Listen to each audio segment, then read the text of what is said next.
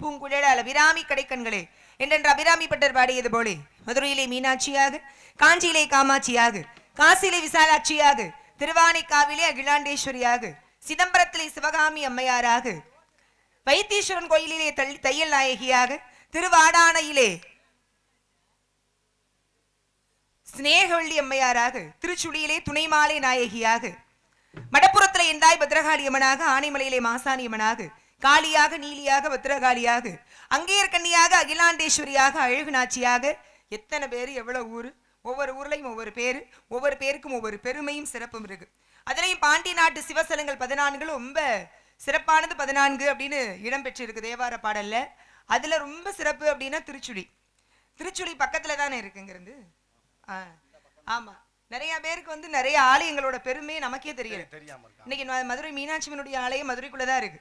ஆனா வெளியில இருந்து வரக்கூடிய எவ்வளவோ மக்கள் வெளிநாடுகள்ல இருந்து, வெளி மாநிலங்கள்ல இருந்து மீனாட்சியினுடைய புகழ் தெரிந்து அம்பாளையும் அந்த கட்டிடக்கலையை ரசிச்சு வணங்கிட்டு போறாங்க.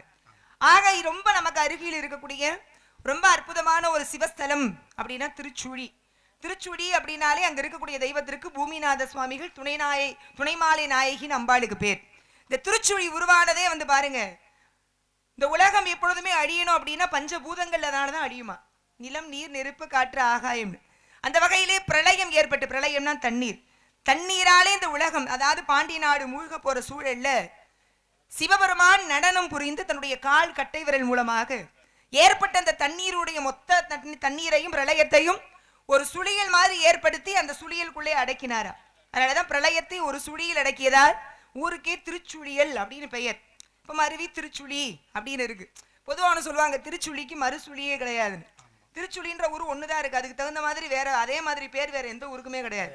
இன்னைக்கு இந்த இடப்பிரச்சனை, இந்த வீடு வாங்குறது கொடுக்கறதுன்ற மாதிரியா சம்பந்தமா வழக்கு இருக்கிறது, பிரச்சனை இருக்கிறதெல்லாம் தீரணும் அப்படின்னா வணங்க வேண்டிய தெய்வமாக திருச்சுழியில இருக்கக்கூடிய பூமிநாத சுவாமிகளும் துணைமாலை நாயகி என்ற அம்பாளும் இணக்கம் விளங்குகின்றாங்க. ஆக அப்பேற்பட்ட சக்தியின் மூலமாக 6 முகங்களும் ஒருங்கிணைக்கப்பட்டு முருகன் சண்முகன் என்ற பெயர் பெற்றார். சிவனுடைய நெற்றிக்கண்ணிலே 6 நெருப்பு பொறிகளாக முருகனுடைய அவதாரம் நிகழும் பொழுது இந்த உலகமெங்கும் ஒரே ஒளிமயமாக தோன்றியவன் முருகன். அதைத்தான் கச்சியப்பர் பாடுகிறார். அருவும் உருவமாகி அநாதியாய் பலவாய் ஒன்றாய் பிரமமாய் நின்ற சோதி பிளம்பதோர் மேனி யாரும் கருணை கூறு முகங்கள் யாரும் கரங்கள் 12 கொண்டு ஒரே திரு முருகன் வந்தார். இந்த உலகமே உய்யக்கூடிய அளவுக்கு இந்த உலகிலே அவதாரம் செய்து வந்த அழகன் முருகப்பெருமான். முருகன் அழகானவன் மட்டும் கிடையாது, அந்த அழகான முருகனை வணங்கினால் நம்மளுடைய வாழ்க்கையை அழகாக மாற்றக்கூடிய தெய்வம். தமிழுக்கென்று உரத்தான தமிழ் கடவுள். ஆக அந்த தமிழ் கடவுளுக்காக நான் காவலுக்கு வந்ததோட காரணம் உங்களுக்கு தெரியுமா? சொல்லுங்க. இல்ல இன்னைக்கு நேரம் இல்ல, பேசணும் அப்படின்னா அதுக்கான நேரம் காலம் ரொம்ப குறைவா இருக்கு. அதனால சீக்கிரமாக அடுத்தடுத்து வரக்கூடிய ஆட்களை எல்லாம் சந்திக்கணும் அப்படின்ற விருப்பத்தோடு ஆக என்ன காரணத்திற்காக வந்தேன்னா அப்பாவினுடைய சொல்ல வந்துச்சுதான் வந்தேன். பொதுவாக ஒரு வாசகம் உண்டு, தாயிற் சிறந்த கோயிலும் இல்லை தந்தை குல விளக்கப்படி பருவமடைந்த பெண்களை எல்லாம் திணைக்காவலுக்கு செல்ல வேண்டும், ஆண்கள் உழுது பயிரிட்டு வேட்டைக்கு செல்ல வேண்டும்.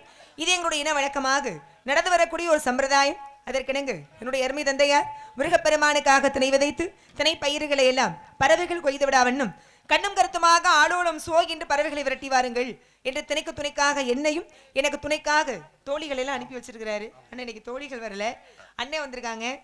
ஆமா அண்ணன் வந்திருக்காரு, அண்ணனுக்கு தோழி வந்திருக்கா, அவங்களாம் எனக்கு துணைக்கு வந்திருக்காங்க. அதெல்லாம் தாண்டி நீங்க எல்லாம் இருக்கீங்க. எல்லாருமா போய் சிறப்பான முறையில காவலை நல்லபடியாக பார்த்து முடிக்கணும். வந்திருக்கிறது கந்தபெருமானுக்காக. முருகப்பெருமானுக்கு தான் காவல்னு அப்பா சொன்ன உடனே மற்றற்ற மகிழ்ச்சி மனசுல. இந்த கலியுகத்துல ஒவ்வொரு மக்களும் ஒவ்வொரு பக்தர்களும் தேடி செல்லக்கூடிய தெய்வமாக இருக்கக்கூடியவர் யாருன்னா முருகர் தான்.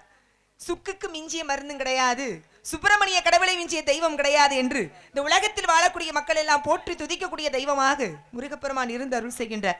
கலியுகத்தினுடைய கடவுள்னா கந்தபெருமான் தான். கந்தசாமியை வணங்கினோர் எந்த சாமியை வணங்க வேண்டிய அவசியமே கிடையாது. கதிர்வேலுக்கு ஒரு பொழுதும் எதிர்வேலே கிடையாது.